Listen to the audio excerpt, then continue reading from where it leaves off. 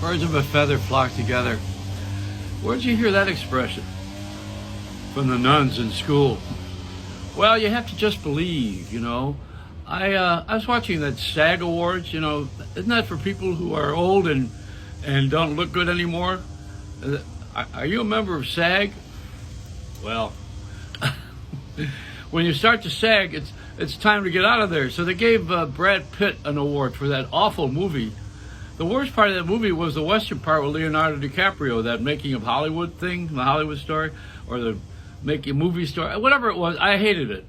Too long and stupid. But, you know, nobody wants to say that because we're living off of gossip. And when he kissed Jennifer Aniston, everybody went, oh, Jen and Brad. Didn't we go through this already?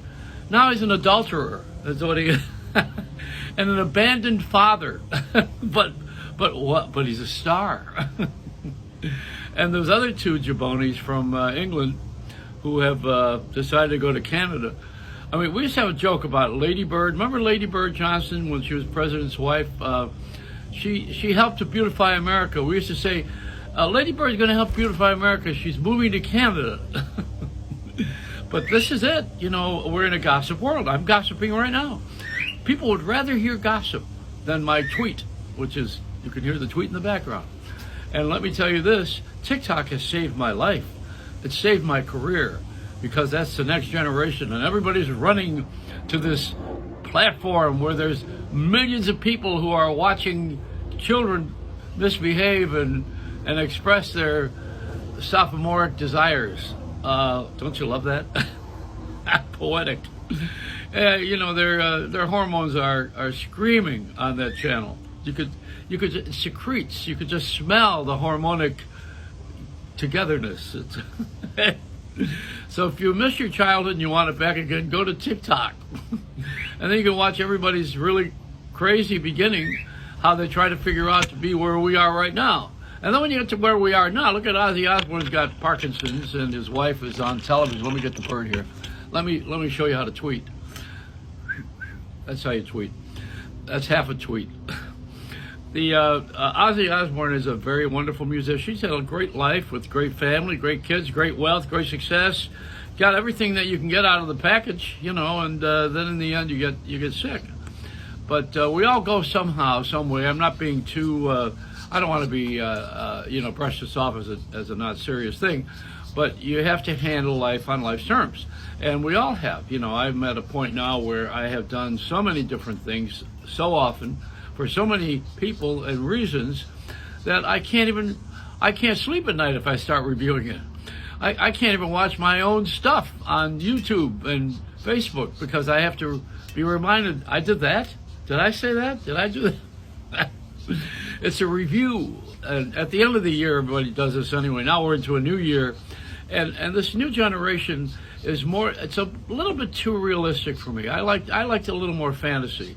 I liked a little bit more romance and a little less of this crap of how do you get out of a relationship. And there was another book today that somebody was written on something really that we didn't need, an unnecessary book. Nobody reads books anyways. They download or they Kindle. But, you know, not nobody, but some people read books. The thing that I would like to have is a peaceful, wonderful, informative life surrounded by friends who are interesting. There you go. Now, here's what we don't get on television. Interesting people. Now, when I did my show on Times Square from the NASDAQ window, we wanted to put an audience in there at night. I was on 10 to midnight on NBC's digital channels, long before it was thought of as being meaningful. And every night we did this, 10 to midnight. And they wanted to put an audience in there, and I said, it'll ruin the intimacy, because the audience that's watching us on the television is having a relationship with me.